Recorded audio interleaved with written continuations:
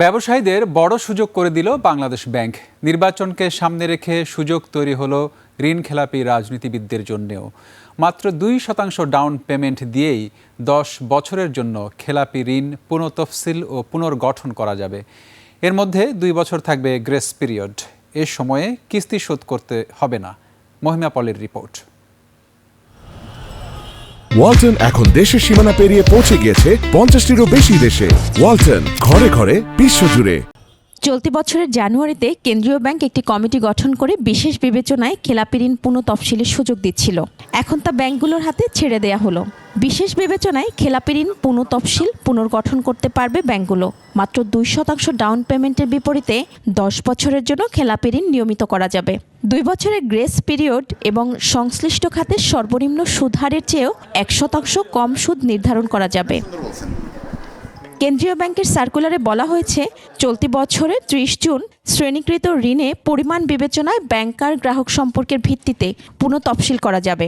এজন্য আগামী 31 ডিসেম্বরের মধ্যে সংশ্লিষ্ট ব্যাংকে আবেদন করতে হবে। আবেদনের 6 মাসের মধ্যে ব্যাংক থেকে তা নিষ্পত্তি করতে হবে।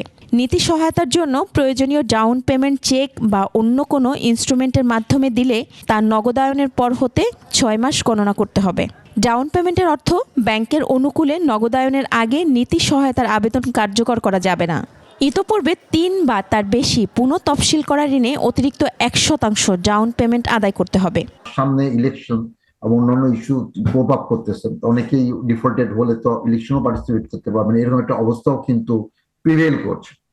তো সবকিছু মিলে এখন কেস টু কেস বেসিসে ম্যারিট সবার জন্য না, ম্যারিট বুঝে তারা কতখানি তাদের ক্যাশ ফ্লো ডিস্টার্ব হচ্ছে, তারা কতখানি ফিনান্সিয়াল সেটব্যাকের মধ্যে পড়েছে, প্রফেশনালি দেখে শুনে আমার মনে হয় এটা করা যেতে পারে।